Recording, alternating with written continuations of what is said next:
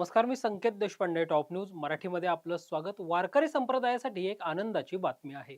जगद्गुरू संत तुकाराम महाराजांच्या पालखीचं प्रस्थान 7 जुलै रोजी देहूतून होणार आहे. त्यासाठी यावर्षी तुकोबारायांची पालखी ही नव्या रथामधून प्रस्थान करणार आहे.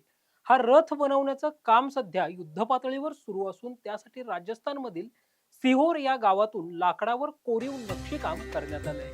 त्यानंतर हा रथ आता देहूमध्ये दाखल झाला आहे.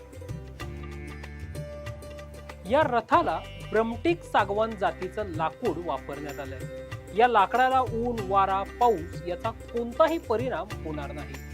तब्बल 150 घनफूट लाकडांचा वापर करण्यात आला असून 250 किलो चांदीचा वापर या रथासाठी करण्यात आलाय.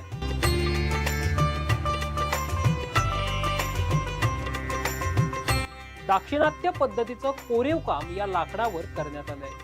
नक्षीकाम करून आलेला हा लाकडी रथ आता देहूच्या मंदिर परिसरात सीसीटीव्हीच्या निगराणीखाली ठेवण्यात आला असून तिथेच त्यावर चांदी लावण्यात येणार आहे.